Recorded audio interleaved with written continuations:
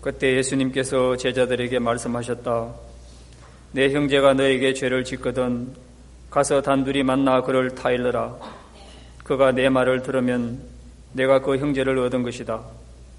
그러나 그가 내 말을 듣지 않거든 한 사람이나 두 사람을 더 데리고 가거라. 모든 일을 둘이나 세 증인의 말로 확정지어야 하기 때문이다.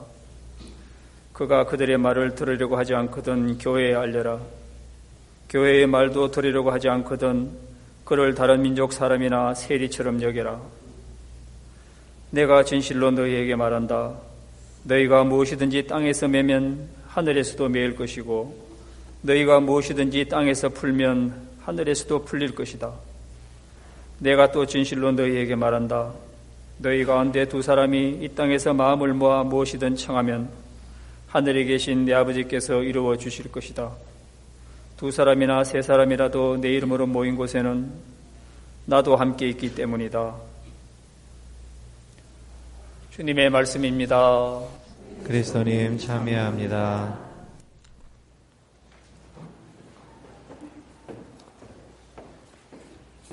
오늘은 연중제의 23주일입니다.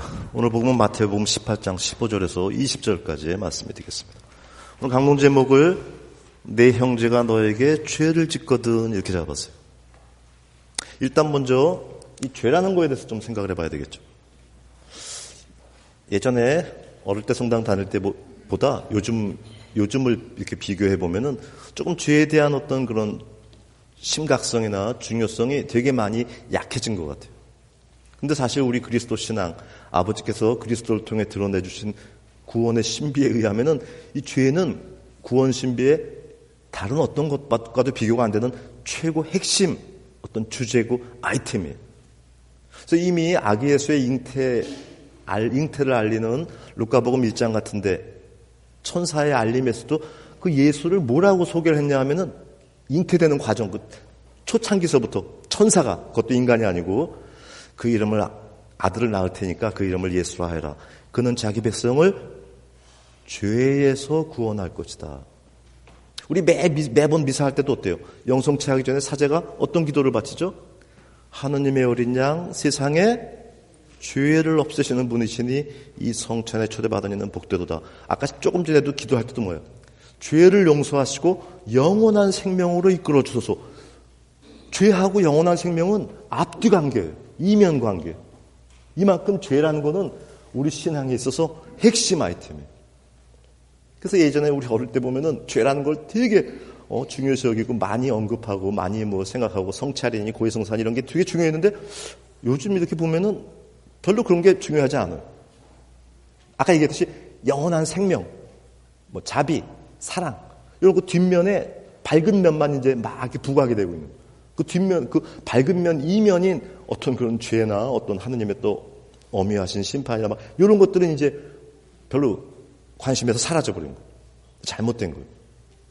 그래서 어쨌거나 오늘 우리가 묵상할 오늘 복음의 어떤 그런 묵상의 키포인트는 이제 죄는 죄인데 물론 우리 자신이 죄를 짓지 말아야 되겠는데 이제 그것뿐만이 아니고 우리가 죄를 안 짓는 거는 알겠는데 다른 사람이 나에게 죄를 지면 어떻게 해야 될 것인가?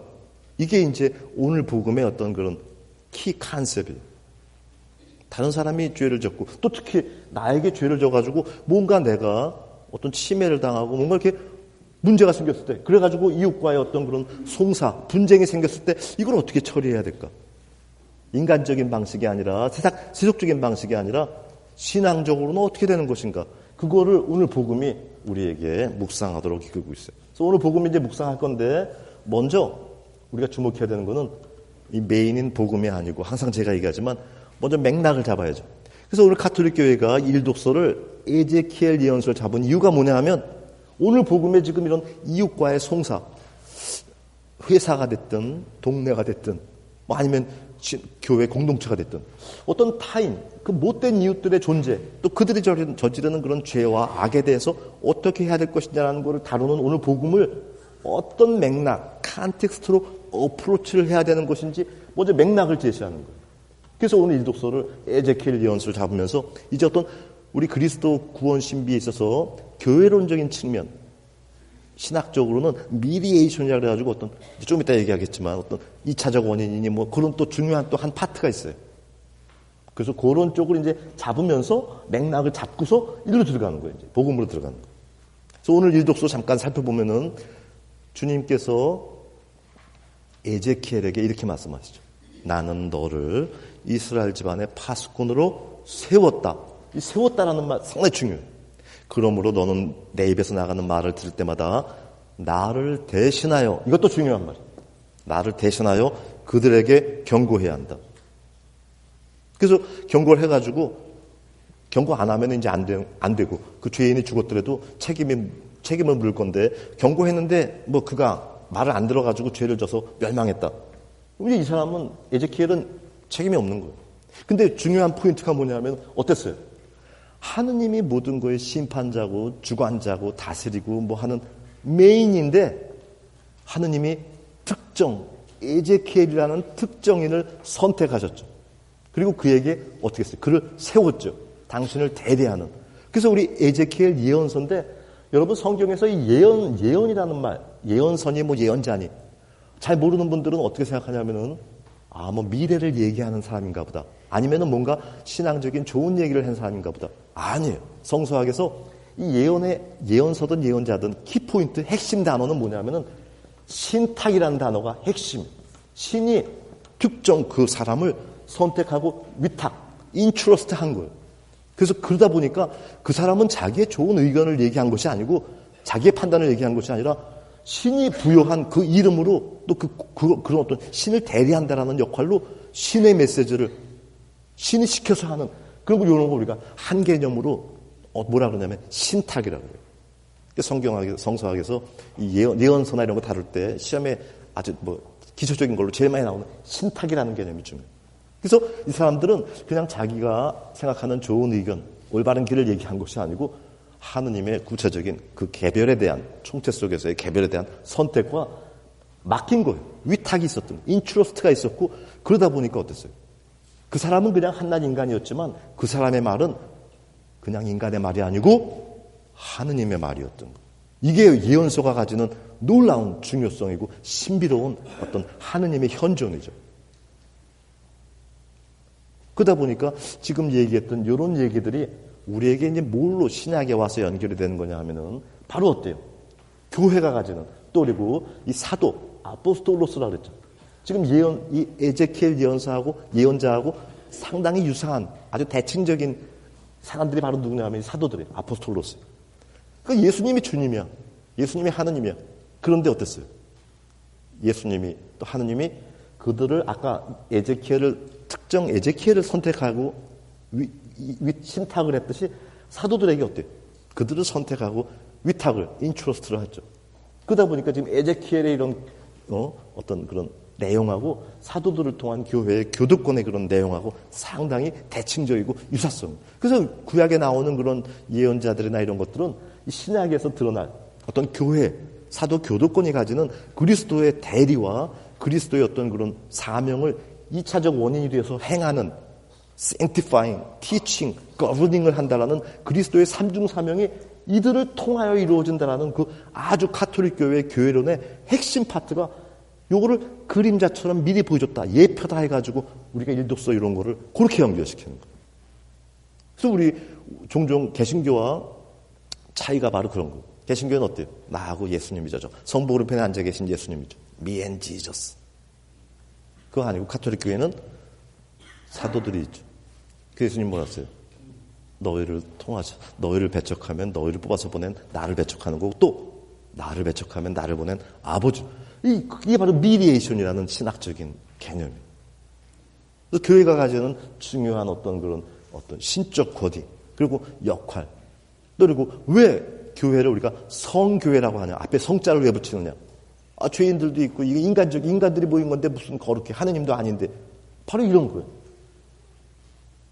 그래서 어쨌거나 이런 어떤 하느님 아버지의 그리스도를 통한 구원 신비 속에 어떤 그런 미디에이션이랄지 아니면 2차적 원인이랄지 이런 식의 어떤 그런 한 측면이 이제 바탕 맥락이 되는 거예요. 이런 속에서 이런 어떤 기초를 가지고 예과적인 걸 가지고서 이제 본가로 들어가는 거예요. 오늘 복음으로 본격적으로 들어가는 거예요. 첫 번째로 이제 내 형제가 너에게 죄를 지으면 첫 번째로 예수님 뭐라 그랬죠? 내 형제가 너에게 죄를 짓거든 단둘이 만나가지고 그를 타일러라. 지금 예수님의 이 말씀은 단둘이 만났으면 그럼 됐네. 그를 타일러는 말을 했으면 됐네. 지금 이 얘기 정도를 하는 얘기가 아니죠. 단둘이 만나서 그를 타일러라는 얘기는 뭐예요? 내 형제가 너에게 죄를 짓더라도 같이 못되게 리스폰스 하지 말라는 얘기죠. 그리고 그 상대가 죄를 짓는 악인이고 못된 사람이라도 그 사람에게 무례하게 하거나 난폭하게 하거나 우리 보면 종종 또 그렇잖아. 우리는 또 막 못지않게 난폭하게 막 하기도 하고 또 다른 사람한테 막 이래가지고 이간질 시켜가지고 저 나쁜 놈이야 막 이러고 막 바로 예수님의 첫 번째 말씀은 바로 그런 것들을 하지 말라는 얘기. 그래서 설사 어떤 형제가 우리에게 너에게 죄를 짓더라도 첫 번째 뭐예요? 그 죄인 악인조차도 어때요? 악하게 반응하고 못되게 반응하면 안 된다라는 거예요. 그래서 우리 베드로후서 3장 9절에서 또 어땠어요? 못된 사람에게도 같이 못되게 했어요. 이는 못된 놈이기 때문에 내가 못되게 해도 괜찮다 했어요? 아니라 그랬죠. 같이 그러면은 똑같은 사람이죠. 그 무슨 신앙이냐 그게. 이 사람이 그러더라도 안 그러는 거예요. 어렵지 그러니까. 근데 이게 다도 아니고 내 형제가 너에게 죄를 지었다 그랬는데 마태복음 7장에서 예수님은 또 이런 말씀하셨죠. 어찌해서 너는 네 형제의 눈에 있는 티는 보면서 네 눈 속에 있는 들보는 깨닫지 못하느냐. 형제가 너에게 죄를 지었다고 했는데 한 번 또 생각해볼 게 뭐냐면은 내 형제, 죄진 내 형제만 쳐다볼 게 아니고 너도 쳐다봐야죠. 자신도 쳐다봐야죠. 우리 종종 보면 어때요? 자기는 돌아보지 않죠. 그래서 우리 한국 속담에 뭐예요? 똥 묻은 개가 재 묻은 개 나무. 쟤는 똥에 비하면 양반이지. 한번 이런 거 상상하면 섬찟하지 않았어요? 이 다음에 하느님 심판대에 갔는데 내가 막 어쩌고저쩌고 했던 그 사람은 나보다 심판이 훨씬 하느님에게서 괜찮아. 난 더 엄청난 뭐를 하느님 심판에서 받는. 마치 막 떠들고 지가 시험 잘 봤다 그러는데 점수 불러주는데 보니까 저 친구가 훨씬 점수가 좋네? 얼마나 쪽팔리겠어요. 그러다 보니까 내 형제, 나에게 죄를 졌다라고 네가 판단했는데 졌는지 안 졌는지도 모르겠지만 그것만 보지 말고 너 자신을 보라는 거죠. 네? 뭐래? 괜찮아요. 네, 그래서 자기 자신을 보는 거 상당히 중요하죠. 그래서 이 고대 철학자의 아주 철학의 시조라고 하는 탈레스라고 우리 사회 시간에 배운 사람이 기억날 거예요. 이름은 기억나실 거예요. 그 탈레스가 뭐라 그러냐면은 제일 쉬운 게 뭐냐면 남을 판단하고 비판하는 거예요. 제일 어려운 게 뭐냐면 자기를 아는 거죠. 노노에서도 그랬죠. 의로운 사람을 보면 그 사람을 시기하지 말고 본받으려고 하고 또 그렇지 못한, 의롭지 못한, 못된 사람 보면은 그 사람을 같이 못되게 하지 말고 뭐 하라 그랬어요? 자기 자신을 살펴라. 그래서 지금 첫 번째도 마찬가지예요. 그러니까 신앙적인, 세속적이거나 인간적이고 아니면 무대뽀가 안 되려면은 첫 번째로 할 게 뭐냐면 어때요? 선한 방식, 어떤 자기의 선함을 유지해야 되고 또 형제만 쳐다보지 말고 자신을 볼 수 있는 그런 신앙적인 태도를 가져야 되겠죠. 그래서 예수님이 적대자들 나무랄 때 심지어 뭐라고까지 했냐면 지는 똥이 묻었으면서 그 세리창녀 재 묻은 애들한테 막 뭐라 그러니까 나중에 차라리 네가 그렇게 막 뭐라 그러면 세리창녀들이 너보다 훨씬 가벼운 벌을 받을 것이야. 얼마나 심각한 얘기예요. 항상 그것도 동시에 형제가 너에게 죄를 지었다? 형제가 정말로 나에게 죄를 지은 건지 이게 맞는 건지 나의 판단이 맞는 건지 이것도 다시 또 한번 생각해 봐야 돼. 이건 자기 판단이잖아. 주관적인 판단이잖아. 그러다 보니까 두 번째는 어땠어요? 이제 그 형제가 조용히 말했는데 단둘이 말했는데 안 들으면 이제 그 다음에 어떻게 하라는 거예요? 한 사람이나 두 사람을 더 데리고 와라. 모든 일을 둘이나 세 증인의 말로 확정지어야 하기 때문이다. 지금 이 두 번째는 어떤 걸 얘기하는 거냐면은 나 혼자 했는데 안 통해. 한 명 더 머릿수 채워가지고 2명 더 머릿수 채워가지고 이거 해봐야지. 지금 그 얘기를 하는 게 아니에요. 내가 이 형제가 나에게 죄를 지었다라는 나의 판단이 정말 이게 객관적인 것이고 타당성이 있는 논리이고 이게 정말 그런 것인지 이거를 또 생각해 봐야 돼요. 그래서 지금 만약에 아까 이웃과의 송사라 그랬는데 이웃과 무슨 문제가 생겼다. 내 생각에는 이 옆집에 이놈이 잘못된 놈이야. 옆집 가게에 이놈이 잘못된 놈이야. 그걸 밀어붙일 게 아니고 어떻게 해야 될까요? 이게 법적으로, 법리적으로 어떻게 되는 것인지 나보다 법을 훨씬 아는 공인된 변호사한테 가서 물어봐야 될 거 아니에요. 제가 우리 가게 옆에 여기다가 뭘 했는데, 이 나쁜 놈이야. 이게 가게 하는 게 어떤 거냐.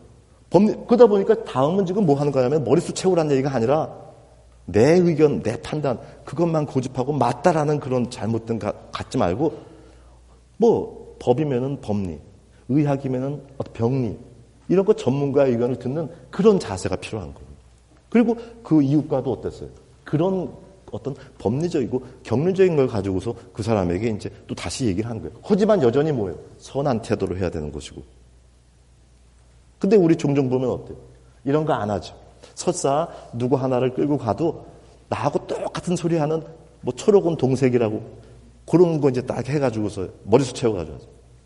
아니죠. 성경에도 그런 내용 많아요. 집에서 37장에 보면은 충고해주는 사람이라고 닭의 충고자가 아니고 먼저 그가 어떤 사람인지를 알아보아라. 아무리 나랑 똑같은, 맞아. 그놈이 잘못한 거야 라고 내 마음에 드는 얘기를 해주더라도 그런 걸, 그 말을 생각할 게 아니고 이 사람이 어떤 사람인가. 이 사람이 전체 사람들에게 어떤 사람으로 인정받고 평가받는 사람인가가 중요하죠. 또 법이면 법, 의학이면 의학, 거기에 관련된 경륜, 아까 얘기했던 이치, 법리든 뭐 병리든 이런 거를 아는 거. 그래서 우리 어때요? 이런 거 있으면은 만약에 이게 좋게 그냥 서로 잘 말로 타협이 안 될 때, 이거 그러면 소송을 해야 되나 말아야 되나 할 때 어때요? 나 혼자 막 이러면 안 되고 어때요? 전문가한 변호사한테 가서 상담을 하죠. 근데 변호사한테 안 가고 비싸다 그래가지고 뿌로과한테 가. 법원 근처에 가면 뿌로과 얼마나 많아. 사회권들 얼마나 많아. 거기 가가지고 막 이래. 바보 같은 거지. 뿌로과야 어쩌고저쩌고 막 맞는 얘기 해주겠지. 뭐 챙기려고. 근데 진짜 좋은 의사, 좋은 변호사는 어때요? 사실대로 듣죠. 그리고 또 이 사람이 지금 하는 얘기가 다인가도 또 생각을 하죠, 변호사는. 그러면서 이것이 소송으로 이어졌을 때 이게 어떤 결과, 판결을 받을 것인가를 좋은 변호사는 생각하죠. 그래서 어떤 경우에는 아닙니다. 클라이언트가 나야 뭐 해가지고 수수료 받으면 좋겠지만 지금 선생님이 말씀하시는 거는 법리적으로는 조금 그런 거고 또 설사 이게 소송으로 이어진다고 하더라도 별로 좋은 가능성은 없습니다. 그럴 수도 있는 거죠. 그러다 보니까 지금 두 번째 점에서는 바로 뭐냐면 아까는 심성적인 어떤 선함과 자신을 바라보던 어떤 그런 신앙성, 신앙적인 측면. 거기다 이제 뭐예요? 좀 더 어떤 경륜적인 측면입니다. 그리고 어떤 사실성과 어떤 실체적인 법에서도 인정이 될 만한 증거가 있어야 되겠죠. 그래서 우리 가끔 신문 보면 그런 거 나오죠. 증거로 뭐 채택이 안 됐다느니 어쩌는 무조건 그게 뭐 증인이 있다고 그게 다 증인이 되고 무조건 이게 증거라고 우긴다고 증거가 되냐면 그렇지 않죠. 법리에서 이것이 인정될 때 그게 증거가 되고 증인으로 채택이 되는 거예요. 누가 결정하는가? 내가 결정하는 거 아니고 우리들 결정하는 거 아니고 그거의 권위를 부여받은 거기서 하는 거죠. 상당히 중요한 측면입니다. 그래서 여러분 이 판단이라는 거 상당히 어렵고 위험한 거예요. 그래서 우리 TV 보면은 TV 진품명품 있잖아요. 연예인들 몇 명이서 저거는 뭐 1,000만 원짜리야. 근데 전문가 한 사람이 이거 아니에요. 10만 원만 주면 살 수 있는 위작이에요. 3명이 외쳤지만 전문가 한 사람이 한 얘기가 맞죠. 나중에 나온 거 보면. 그러다 보니까 이런 점도 또 생각을 해야 되는 거예요. 맨날 자기의 어떤 그런 거, 자기 자신, 자기 중심성에다가 또 경륜이 어떤 법리니 병리를 모른 채 막 자기의 판단을 막 우기는 이것도 심각합니다. 이제 이런 것들도 다 안 돼. 그러면 이제 어떻게 하냐면은 어때요? 아까 얘기했던 결정적인 신의 권위로 신의 어떤 그거를 대리하는 이제 교도권에 알리는 거죠. 그러면서 예수님 뭐라 그러냐면은 교회까지 했는데 교회의 그 말, 그리스도의 대리자의 그 신적인 권위를 가지고 하는 그 말, 마치 세속으로 얘기하면 사법부의 판결에 그것까지도 듣지 않으면 어떻게 하라 그랬어요? 그냥 다른 민족 사람이나 세리처럼 여기라는 거예요. 우리 가톨릭 교회에 뭐라고 선포하냐면 주 그리스도께서는 이 다음에 종말에만 다스리고 뭐 완성하시는 것이 아니라 교회를 통해서 이미 다스리고 계신다. 하지만 아직은 이 세상의 모든 것이 그분께 복종하지는 않고 있다. 사도를 파견하면서도 마찬가지죠. 아까 아포스톨로스 마태복음 10장에 보면은 너희 말 듣지 않고 받아들이지 않거든 어떻게 하라 했어요? 개의치 말고 발에 묻은 먼지 훌을 털어버리고 내가 분명히 말하는데 심판날이 오면 소돔과 고모라 그 더럽고 창녀 훨씬 그 도시보다 가벼운 벌을 받을 것이다. 그러면서 내가 마치 너희를 보내는 게 양을 이리 때 가운데 보내는 것 같아요. 히브리서 13장 여러분의 지도자들에게 복종하고 순종하십시오. 그들은 여러분께 여러분의 모든 일을 하느님께 보고 드릴 사람들입니다. 그들이 이 일을 기쁘게 하고 탄식하지 않도록 하십시오. 탄식은 여러분에게 이롭지 못하다. 지금 다 요런 아까 얘기했던 맥락에 해당하는 이런 얘기들이죠. 그러다 보니까 우리 세속에서도 마찬가지. 이웃과의 송사, 변호사 상담을 했고 뭐 어쩌거나 뭐 소송을 했고 나중에 사법부의 판단이 나왔다. 그때 어떻게 해야 돼요? 받아들여야죠. 그게 법치주의의 시작이죠. 소송은 걸지만 판결은 안 받아들이겠다? 우리 한국에 최근에도 그런 거 있었죠. 헌재의 그 판결이니 뭐냐 할 때도 법리에 맡기기보다는 막 우리가 원하는 걸 하고 또 뭐 말 얘기 안 나오면 또 안 받아들이겠다고. 그러려면 무슨 법치야 그게. 아니죠. 어쨌거나 그래서 이런 것들을 생각하면서 어떤 나의 죄도 문제지만 타인이 범하는 죄, 또 타인이 나에게 저지르는 온갖 여러 가지 악행이나 죄에 대해서도 인간적이거나 세속적이거나 무대포적인 것이 아니라 신앙적인 것들을 해야 되겠죠. 여기에 이제 또 마지막으로 하나 추가하고 싶은 게 마태복음 7장 예수님의 아주 심각한 말씀입니다. 남을 함부로 심판하지 마라. 그래야 너희도 심판받지 않는다. 너희가 심판하는 그대로 너희도 심판을 받을 거고 너희가 되지라는 바로 그 되로 너희도 받을 것이다. 상당히 심각한 얘기예요. 내가 만약에 내 똥 묻은 거는 보지 못하면서 남의 티 가지고 이따만한 죄를 가지고 막 저울질해가지고 판단하고 비판하고 막 어쩌고저쩌고 하고 뭐 이런 무슨 얘기냐면 나중에 하느님이 날 심판할 때 이따만한 죄로 날 심판하겠다라는 거예요. 근데 만약에 내가 사는 게 엉망인데 내가 뭐 저 인간 못되긴 했지만 나도 뭐 하느님 보시기에 엉망이지. 조그만 죄로 다 했어요.